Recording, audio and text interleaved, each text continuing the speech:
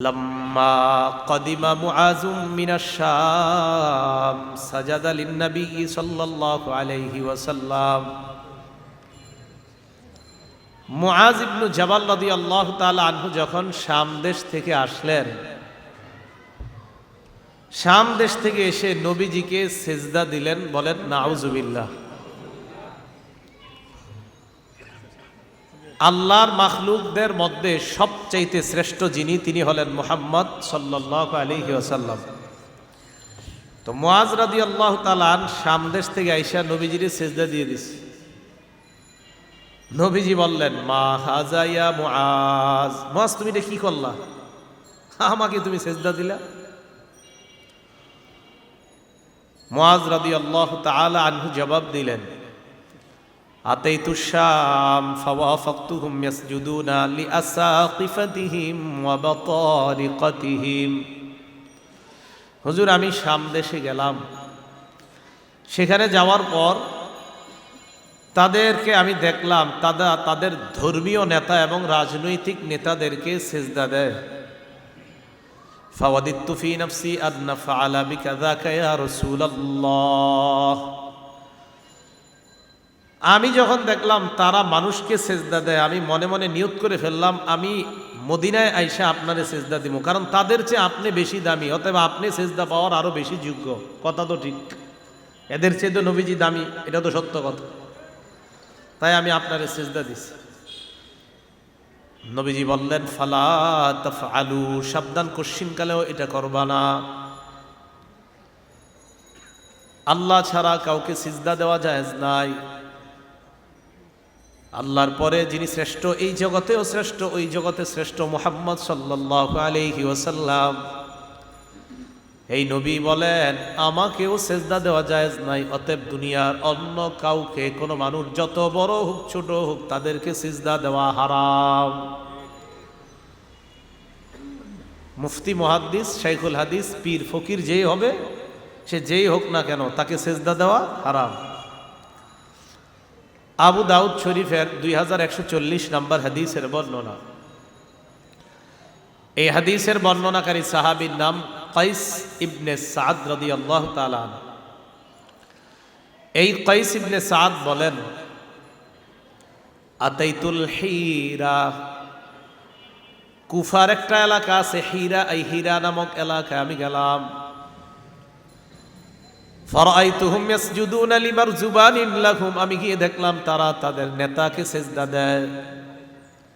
ফাকুলতু রাসূলুল্লাহি আহাক্কু আন ইউসজাদা লাহু, আমি মনে মনে বললাম, কোন মানুষ যদি সিজদা পাওয়ার যোগ্য হয়, সেটা সবচাইতে বেশি যোগ্য হলেন আল্লাহর নবী।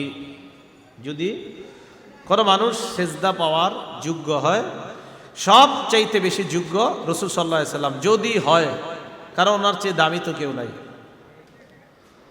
ফাতাইতুন নবিয়্য সাল্লাল্লাহু আলাইহি ওয়াসাল্লাম, আমি আল্লাহ নবীর কাছে আসলাম। আসার পর নবীজিকে বললাম, ইয়া রাসূলুল্লাহ,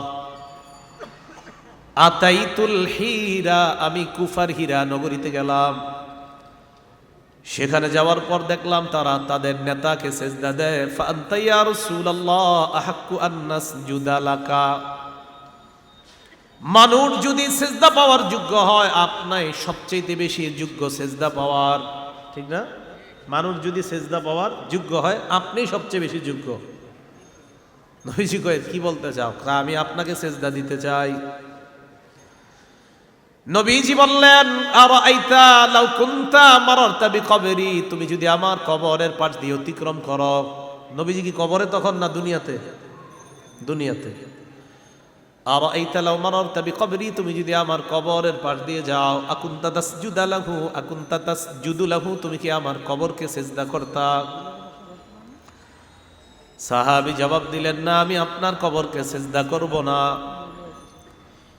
নবীজি বললেন, শোনো, যেমনি ভাবে আমার কবরকে সিজদা দেওয়া হারাম, ঠিক তেমনি ভাবে আমার জীবদ্দশায় আমাকেও সিজদা দেওয়া হারাম।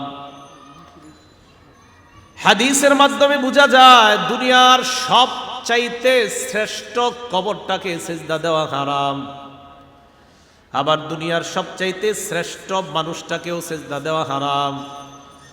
দুনিয়ার সবচাইতে শ্রেষ্ঠ মানুষ যিনি, তাকেও সেজদা দেওয়া হারাম, তার কবরকেও সেজদা দেওয়া হারাম। অতএব দুনিয়ার কোন পীর ফকির অথবা তাদের কবরে মাজারে সেজদা দেওয়া হারাম। শিরিক, বলেন কি? শিরিক। আল্লাহ আমাদেরকে কথাগুলা বুঝার তৌফিক দান করেন। তো আল্লাহ বলেন আল্লাহ ছাড়া কারো ইবাদত করবে না। 2 নাম্বার, ওয়াবিল ওয়ালিদাইনি ইহসানা, পিতা মাতার প্রতি সদাচরণ করবে।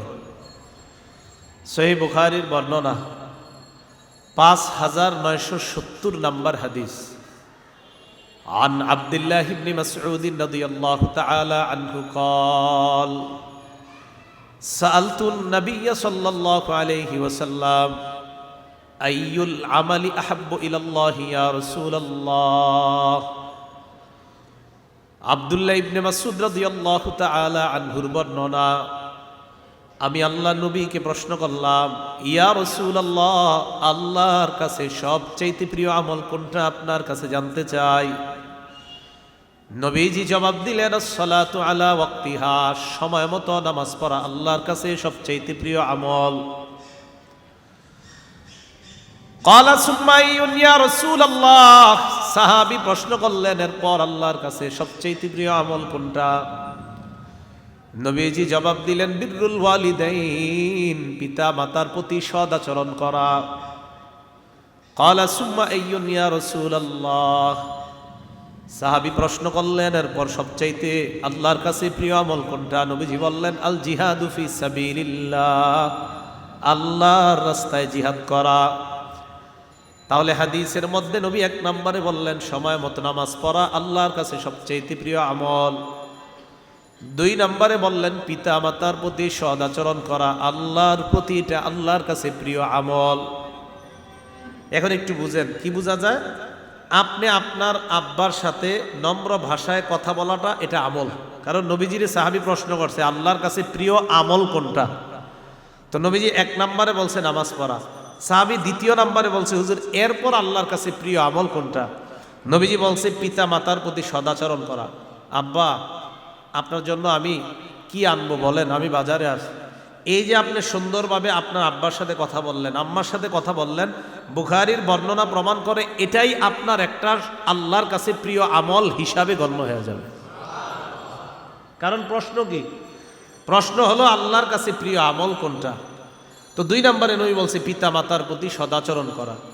তাহলে আপনার আব্বা আম্মা, তাদের জন্য ভালো ব্যবস্থাপনা করা, এটাও আপনার একটা আমল হয়ে যাবে। শুধু আমল না, আল্লাহর কাছে শ্রেষ্ঠতম একটা আমল হিসাবে গণ্য হয়ে যাবে। সহিহ বুখারীর বর্ণনা, 5971 নম্বর হাদিসের বর্ণনা।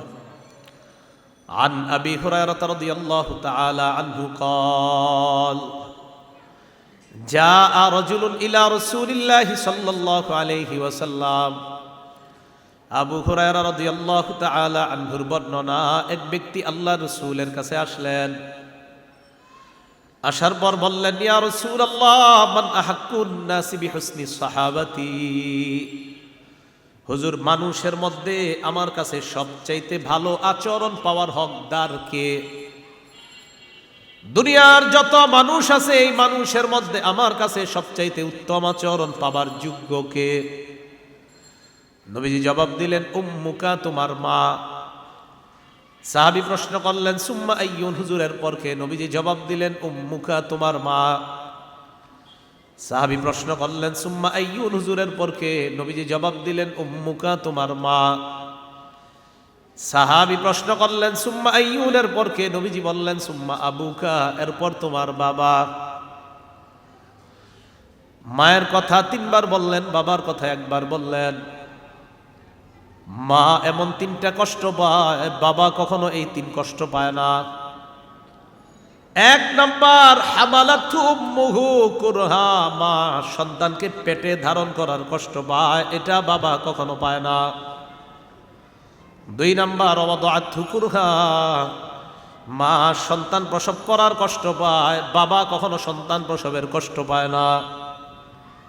3 নাম্বার, ওয়া হামলুহু ওয়া ফিসালুহু, মা সন্তানকে দুধ পান করানোর কষ্ট পায়, এটা বাবা কখনো পায় না। রাতের বেলা 10 মিনিট 20 মিনিট কিছুক্ষণ পর পর কতবার ঘুম ভাঙ্গে আর বাচ্চাকে দুধ পান করাইতে হয়, এই কষ্ট বাবা কখনো পায় না। বরং মাঝে মাঝে বাবা বিরক্ত হয়ে অন্য রুমে গিয়ে ঘুমায়। কিনো বাবার এই বিরক্তির কারণ, বাচ্চা একটু পরে পরে চিল্লাচিল্লি করে, ঘুম ভালো হওয়ার জন্য অন্য রুমে গিয়ে ঘুমায়। কিন্তু মা বারবার তার প্রস্রাবের কাঁথা উল্টাইতেছে, পাল্টাইতেছে, পরিষ্কার করতেছে, দুধ পান করাইতেছে। এটা বাবা কখনো এই কষ্ট পায় না। এই জন্য নবী মায়ের কথা 3 বার বললেন, কারণ এই 3 কষ্ট পৃথিবীর কোনো বাবা পায় না, এটা শুধু মায়েরাই পায়। শেষে বললেন সুম্মা আবুকা, তোমার বাবা। একজন সাহাবী, তার নাম মিকদাম রাদিয়াল্লাহু তাআলা, তিনি বলেন, আনিল মিকদাম রাদিয়াল্লাহু তাআলা আনহু قال قال رسول الله صلى الله عليه وسلم, নবীজি বলেন, ইন্নাল্লাহা ইউসিকুম বিউম্মাহাতিকুম সালাস, আল্লাহ তোমাদেরকে তোমাদের মায়ের সাথে আচরণ যেন ভালো করো, এই ব্যাপারে আল্লাহ তোমাদেরকে 3 বার হুকুম করছেন। ওয়া ইন্নাল্লাহা ইউসিকুম বিআবাইকুম, আল্লাহ তোমাদের বাবাদের সাথেও সুন্দর আচরণের হুকুম করছেন। ওয়া ইন্নাল্লাহা ইউসিকুম বিল আকরাব ফাল আকরাব, আল্লাহ তোমাদেরকে নিকটাত্মীয়দের সাথে সুন্দর আচরণ করার হুকুম করেন। আল্লাহ আমাদের সকলকে মাতা পিতার প্রতি যেন আমরা উত্তম আচরণ করতে পারি, আল্লাহ তৌফিক দান করেন। সহিহ বুখারী 5972 নম্বর হাদিসের বর্ণনা। عن عبد الله بن عمرو رضي الله تعالى عنهما قال, আব্দুল্লাহ ইবনে আমর রাদিয়াল্লাহু তাআলা আনহুর বর্ণনা, জাআ রাজুলুন ইলা রাসূলিল্লাহি সাল্লাল্লাহু আলাইহি ওয়াসাল্লাম, অথবা ক্বালা রাজুলুন লিন নবী সাল্লাল্লাহু আলাইহি ওয়াসাল্লাম, এক ব্যক্তি আল্লাহ নবীকে বললেন, ইয়া রাসূলুল্লাহ উজাহিদু, আমি জিহাদের ময়দানে যাইতে চাই, আমি জিহাদ করতে চাই। নবীজি বললেন, আলাকা আবাওয়ান, তোমার কি পিতামাতা আছে? তিনি জবাব দিলেন, জি আমার পিতামাতা আছে। নবীজি বললেন, ইরজি, তুমি বাসায় যাও, যাওয়ার পর ফাফিহিমা ফাজাহিদ, তুমি তোমার পিতামাতার আনুগত্যের মাধ্যমে জিহাদ করো। এর মানে পিতামাতার সেবা করা মানে আল্লাহর রাস্তায় জিহাদ করার সওয়াব পাওয়া যায়। ইরজি ফাফিহিমা ফাজাহিদ, দাও বাসায় যাও, পিতা মাতার সেবা করার মাধ্যমে জিহাদ করো। সহিহ বুখারী 5973 নম্বর হাদিসের বর্ণনা। আন আব্দুল্লাহ ইবনে আমর রাদিয়াল্লাহু তাআলা আনহুমা قال, আব্দুল্লাহ ইবনে আমর থেকে আরেকটা বর্ণনা, নবীজি সাল্লাল্লাহু আলাইহি ওয়াসাল্লাম বলেন, লা ইয়ালআনুর রাজুল ওয়ালিদাই, তোমাদের কেউ যেন তার পিতা মাতাকে অভিশাপ না দেয়। সাহাবারা প্রশ্ন করলেন, ইয়া রাসূলুল্লাহ কাইফা ইয়ালআনুর রাজুল ওয়ালিদাই, কোন সন্তান কি তার মা বাবারে অভিশাপ দিতে পারে? মা বাবারে আবার সন্তান অভিশাপ দেয় কিভাবে? নবীজি জবাব দিলেন, ইয়াসুব্বু আবার রাজুল ফায়াসুব্বু আবা ওয়া ইয়াসুব্বু উম্মা, কোন ব্যক্তি আরেকজনের বাবারে গালি দেয়, পাল্টা ওই ব্যক্তি তার বাবেরে গালি দেয়। কোন ব্যক্তি তার মাকে গালি দেয়, ওই ব্যক্তি পাল্টা তার মাকে গালি দেয়। আমি কাউকে গালি দেওয়া, পাল্টা আমাকে আমার বাবা নিয়ে গালি দেওয়া, আমার মা নিয়ে গালি দেওয়া, কেমন যেন আমি আমার মা বাবারে গালি খাওয়াইলাম। এটাই হলো পিতা মাতাকে অভিশাপ দেওয়া। এজন্য আপনি কাউরে গালি দিয়েন না। আপনারে যদি কেউ গালি দেয়, আপনি পাল্টা গালি দেওয়া মানে আমি আপনারে গালি দিলাম, দেওয়ার সাথে সাথে আপনিও আমার ওইটাই কইলেন পাল্টা। এর মানে আমি গালি দেওয়ার কারণেই তো আপনি আমারে গালি দিলেন। এই গালি আমি আপনার থেকে যে পাইলাম, এটাই আমি আমার আব্বা আম্মারে অভিশাপ দিলাম, মানে আপনারে গালির কারণে আপনি আমারে শোনায়া দিলেন। নবীজি গো, এটা তুমি তোমার মা বাপের এই গালি নিজ হাতে ধইরা খাওয়াইলা, এটাই মা বাবার অভিশপ্ত করা। তাহলে কাউরে গালি দিয়েন না, যদি দেন ওই বেটা পাল্টা আপনার আব্বারে গালি দিবে, আপনার আম্মারে গালি দিবে। আল্লাহ বুঝার তৌফিক দান করেন। রাসূলুল্লাহ সাল্লাল্লাহু আলাইহি সাল্লামের সাহাবী একজন নাম মুআবিয়া ইবনে জাহিমা আস-সুলামি। পুরাটা মনে রাখার দরকার নেই। মুআবিয়া কেন বললাম? কারণ মুআবিয়া নামে নবীজির আরো বিখ্যাত সাহাবী আছে, কিন্তু ওনার নাম ওই বিখ্যাত আমিরে মুআবিয়া রাদিয়াল্লাহু তাআলা আন, উনি না, উনি আরেক মুআবিয়া, নাম মুআবিয়া ইবনে জাহিমা আস-সুলামি। আর আমিরে মুআবিয়া বিখ্যাত যিনি, তার নাম মুআবিয়া ইবনে আবি সুফিয়ান। উনি আবু সুফিয়ান রাদিয়াল্লাহু তাআলা আনহুর সন্তান মুআবিয়া। আর আমি এখন যে সাহাবীর নাম বললাম ওনার নাম মুআবিয়া ইবনে জাহিমা আস-সুলামি রাদিয়াল্লাহু তাআলা। তিনি রাসূল সাল্লাল্লাহু আলাইহি সাল্লামের কাছে আসছে। আসার পর নবীজিকে বলতেছেন, ইন্নী কুনতু আরাদতুল জিহাদ মাকা ইয়া রাসূলুল্লাহ, ইয়া রাসূলুল্লাহ, আমি আপনার সাথে জিহাদের ময়দানে থেকে আপনার পাশে থেকে লড়াই করতে চাই। নবীজি বললেন, আহাইয়াতুন উম্মুকা, তোমার মা জিন্দা আছে কিনা? কয় জি জিন্দা আছে। রাসূলুল্লাহ সাল্লাল্লাহু আলাইহি ওয়াসাল্লাম বললেন, ইরজি ফাবাররাহা, যাও তোমার মায়ের সেবা করো। তিনি বলেন, সুম্মা আতাইতুহু মিনাল জানিবিল আখার, আরেক পাশ দিয়া নবীর সামনে আসলাম। আসার পর বললাম, ইন্নী কুনতু আরাদতুল জিহাদ আবতাগি বিযালিকা ওয়াজহাল্লাহি ওয়াদ দারাল আখিরাহ, আমি আপনার সাথে থেকে আপনার পাশে থেকে লড়াই করতে চাই। আমি এই জিহাদের দ্বারা আল্লাহর সন্তুষ্টি আর আখিরাত কামাই করতে চাই, এটা আমার উদ্দেশ্য। নবীজি বললেন, আহাইয়াতুন উম্মুকা, তোমার মা জিন্দা আছে কিনা? কয় জি আছে। রাসূলুল্লাহ সাল্লাল্লাহু আলাইহি ওয়াসাল্লাম বললেন, ইরজি ফাবাররাহা, বাসায় যাও মায়ের সেবা করো। সাহাবী বলেন, আমি আবার সামনে দিয়ে আসলাম। আসার পর বললাম, ইয়া রাসূলুল্লাহ, আমি আপনার আশেপাশে থেকে জিহাদের ময়দানে থেকে লড়াই করতে চাই। আবতাগি বিযালিকা ওয়াজহাল্লাহ ওয়াদ দারাল আখিরাহ, আমি এর দ্বারা আল্লাহর সন্তুষ্টি চাই, আখিরাত কামনা করতে চাই। নবীজি বললেন, আহাইয়াতুন উম্মুকা, তোমার মা জিন্দা আছে কিনা? কয় জি আছে। নবীজি বললেন, ইরজি ফাবাররাহা, যাও মায়ের সেবা করো। ইলজাম রিজলাহা ফাসাম্মাল জান্নাহ, মায়ের পা আঁকড়ে ধরে থাকো, সেখানেই তোমার জান্নাত। মানে মায়ের সেবা করো, এখানেই তোমার জান্নাত। আপনারা বা ঢাকা শহরের মানুষ তো বাসার ছাদে আপনারা আর কি গাছ লাগান, পেয়ারা গাছ, পেঁপে গাছ, আম গাছ লাগায় না অনেকে? হয়। তা আপনারা প্রথম পেঁপেটা, প্রথম পেয়ারা, প্রথম আপনার অনেক কিছু আর কি এরা কি করে চিন্তা করে, আমি বড় কোনো আলেমকে, বড় মুফতি, বড় পীর সাহেবরে নিয়ে যাই, ওনার কাছে দেই। আপনার আব্বা আম্মা যদি জীবিত থাকে আগে তাদেরকে খাওয়ান, পরে হুজুরে দিন। ফাসাম্মাল জান্নাহ, সেখানে জান্নাত নিশ্চিত। এখানে নিশ্চিত কিনা এটা হাদিসে নাই, কিন্তু সেখানে নিশ্চিত এটা হাদিসে আছে। এই জন্য সেখানে খাওয়ান আগে।